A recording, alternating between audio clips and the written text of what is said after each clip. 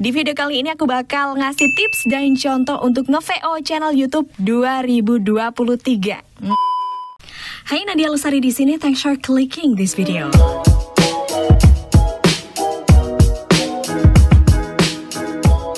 Well, teman-teman, anak-anak muda zaman sekarang ternyata banyak yang pengen belajar VO ya. Itu terbukti dari banyaknya komen-komen yang masuk. Sebenarnya aku juga udah sering ngejelasin tentang tips dan contoh nge-VO channel YouTube, tapi ya udah deh. Di video kali ini aku bakal ngasih tips dan contoh untuk nge-VO channel YouTube 2023.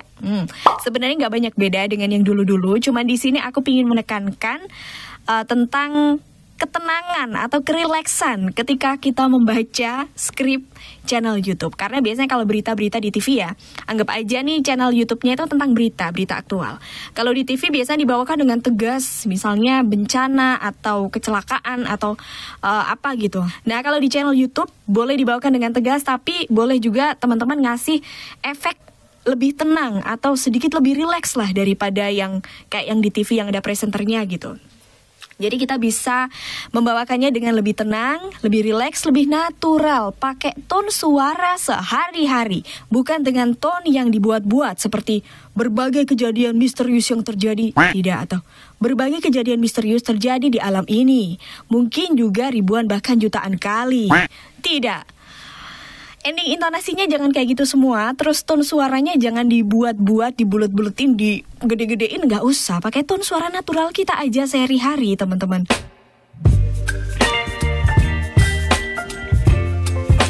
Jadi intinya kalau kita nge-VO channel YouTube, yang pertama kita pakai tone natural saja. Tone natural itu yang kayak gimana, Mbak? Ya warna suara kita sehari-hari, nggak perlu digede-gedein, nggak perlu dikecil-kecilin. Kecuali kalau channelnya itu memang kayak channel anak-anak atau channel apa ya, dongeng atau komedi, maka bolehlah kita pakai suara kayak misalnya Sinopal gitu. Hai Sinopal. Atau kayak channel The Shiny Peanuts. Hai Peanuts gengs. Alam ini terdiri dari 70% air. Kayak gitu. Itu tergantung konsep atau karakter channelnya juga. Tapi di sini yang mau aku jelasin adalah kalau channel kalian atau channel yang kalian isi itu channel berita ringan atau berita berat atau hard news. Pokoknya berita atau berita bola pun, berita otomotif gitu. Itu kita membawakannya dengan tone natural aja, nggak usah dibuat-buat.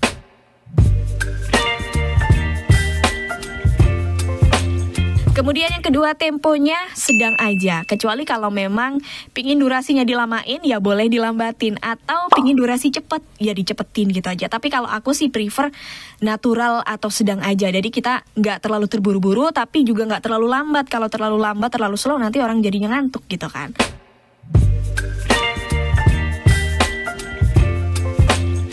Terus tone, tempo, intonasi juga mengikuti skripnya aja. Kalau memang dia berita bencana alam, kita bawakan dengan lebih tegas daripada yang soft news. Tapi kalau soft news ya kita membawakannya dengan relax, natural, alami, terus ramah, bersahabat, smiling voice, kayak gitu teman-teman.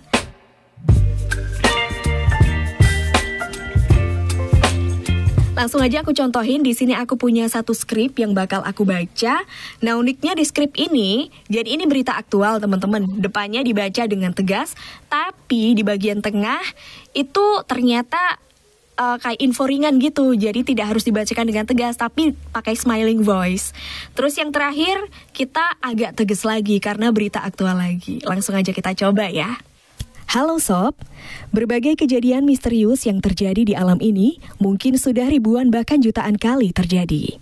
Kejadian misterius tersebut seringkali membuat warga gempar hingga menghebohkan jagat media sosial. Tak hanya itu, di antara kejadian misterius sering dikaitkan dengan akan datangnya peristiwa besar seperti kejadian berikut ini. Nah sobat, sebuah video mendadak jadi perbincangan publik di media sosial. Pasalnya dalam video tersebut memperlihatkan taman pemakaman umum yang terbakar hebat dan membuat merinding siapa saja yang menyaksikannya. Satu persatu makam yang ada di video tersebut terlihat keluar api dari dalamnya. Berbagai warganet pun bertanya-tanya apa yang sebenarnya terjadi. Dan setelah ditelusuri lebih lanjut, ternyata ini merupakan salah satu tradisi khas menjelang Hari Raya Idul Fitri yang ada di Kabupaten Mamuju, Sulawesi Barat. Tradisi tersebut yakni berziarah kubur sambil menyalakan lilin dan obor di atas makam keluarga. Tak hanya menjelang Idul Fitri, warga juga melakukan hal serupa saat memasuki bulan Ramadan. Warga setempat menyalakan lilin dan obor di sejumlah makam yang ada di sana dan mencapai ratusan. Sontak saja makam tersebut tampak terbakar hebat dan terlihat begitu mengerikan. Menurut keterangan kepala lingkungan setempat, ziarah kubur sambil menyalakan lilin di wilayahnya sudah berjalan sejak lama yang dilakukan oleh para leluhur. Aksi warga memuju menyalakan lilin di atas kuburan tersebut lantas viral di media sosial.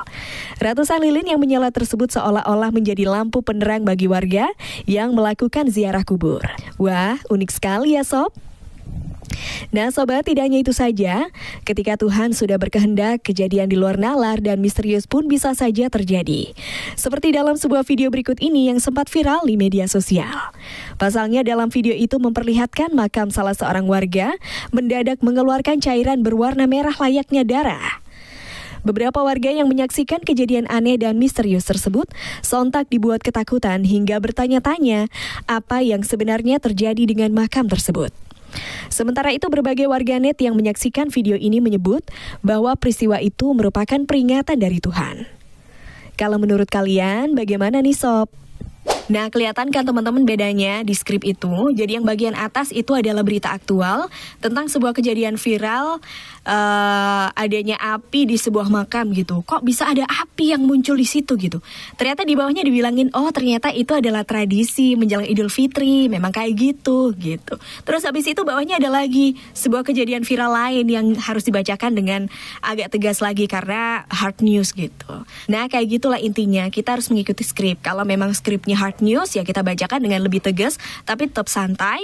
Kalau skripnya soft news ya kita bawakan dengan smiling voice, lebih ramah lagi, lebih santai. Intinya gitu ya.